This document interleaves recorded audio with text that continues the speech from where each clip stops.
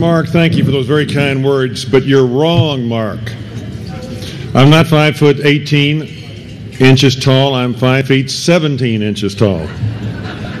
And Mark, where you did get it right, where you said Texas looks better and better all the time, you bet. You bet. Folks, how'd you like to live in California? $41 billion in debt, you know? Wow. And those are almost Washington numbers. Dr. Graham and Mary Jo, Jim and Elizabeth, and we had Senator Tommy Williams and his wife here just a moment ago, Supreme Court Justice Phil Johnson and his wife, Representative Hughes, Representative Weber, Representative Caligari, Representative Bohawk, distinguished, honored members of the clergy. Ladies and gentlemen, it's a real honor for me to be here this evening. It's been an honor for me to be attending these dinners virtually every year since 1998 for the last 11 years because it's important. One of my heroes years ago, Ronald Reagan, said, and I want to quote him again in a minute, but he said, you know, smiling, he was a very nice man. He said, you know, I've noticed that everybody who's for abortion is already born. You know, the issue of the sanctity of life, for me, is one of the reasons why I got into politics. Back in, we have 29 statewide elected offices, and I'm the only traditional business person elected out of 29 statewide elected offices. And back in 1997, I had made up my mind I was going to run for office. And I talked to everybody in my family, but I hadn't talked to my mother. And I took her to lunch, and after the soup, I said, Mom, I've got something to share with you. I made up my mind I'm going to run for statewide office. I never forget. She turned, she looked me square in the eye and said, Son, have you completely lost your mind? And I said, I don't think so. And then I reminded her that her father, my grandfather, had served in the legislature until my grandmother made him get out. And my dad served in World War II. And so she put her hand on my wrist and her eyes got moist and she said, you have my blessing on one condition. Every day you're in office, you'll fight for people who have no one else to defend them. And the day you don't, you get out of politics. And I made her that promise. So that's one of the many reasons I'm here. You know, I think people in the legislature, we work hard, we try and do good things, we try and accomplish things. But I ask you, what good are accomplishments unless society recognizes the God-given right of children to be born?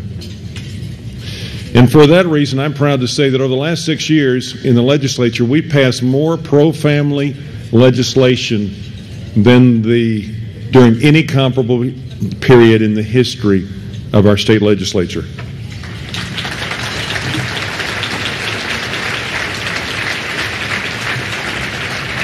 As Mark mentioned, in 2003, we passed the Parental Notification Act. In 2005, the Parental Consent Act, meaning that parents have to be informed and involved before a minor can have an abortion. We passed the Women's Right to Know Act, which requires doctors to give women who are seeking an abortion vital information and a mandatory state 24-hour cooling off period.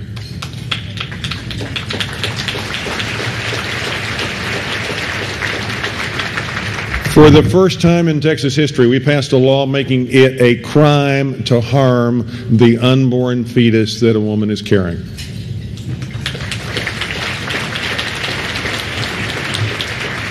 After the Supreme Court acted, we passed legislation allowing in Texas students to have the right to pray and reflect each day in class.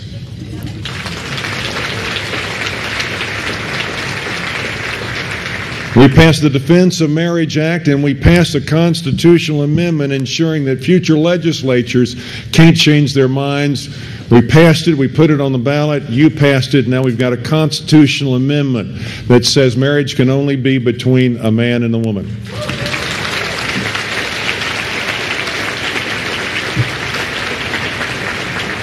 My friends, here's the problem, though. We got a lot of challenges in front of us. In Dallas, in November 2006, a lot of conservatives stayed home. Some activist judges got elected, and just recently, one of those activist state judges declared our constitutional amendment that says you can only have a marriage between a man and a woman is unconstitutional. Now, that's crazy. The Attorney General, Greg Abbott, filed an appeal this morning, bless his heart. So we're going to fight that all the way up to the Supreme Court.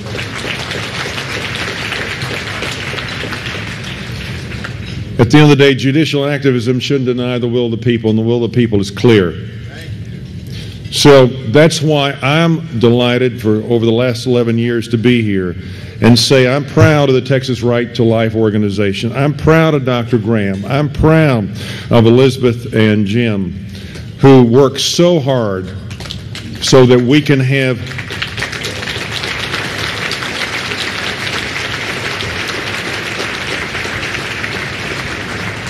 who work so hard to defend the most vulnerable people in Texas, the unborn.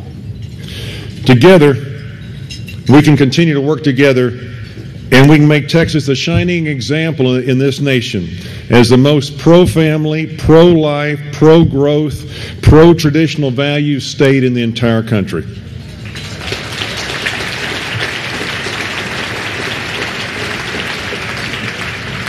That's one of the reasons why this year I've asked the legislature to increase funding for adult stem cell research. So we're not destroying human embryos, but we're coming up with research that can save lives. And I want to accelerate research using human skin cells off your hands, and we're having some big successes here in the medical center. And I really appreciate friends of mine in the Senate and the legislature like Senator Tommy Williams, who was just here, and Dan Patrick and Steve Ogden. You know, at the end of the day, alternatives don't start with pamphlets, ladies and gentlemen. They don't start with contraception. They don't start with sex education. They start with conscience. And going forward, we got work to do. Last 7 years as your lieutenant governor, I worked every session with Elizabeth and Jim. And I worked every session with Elizabeth and Jim, and I worked every session. We've gotten a lot, Dr. Graham, passed. I'm real proud of it. But one bill, we passed out of the Senate the last 2 sessions. We can't seem to get it passed out of the House, and I know Wayne Bohack and Hughes and all of our friends here in Weber will take it up again in 2011. But we passed legislation requiring that a woman that seeks an abortion, she has to be offered the chance to look at an ultrasound and take a look at her baby before she seeks to destroy it.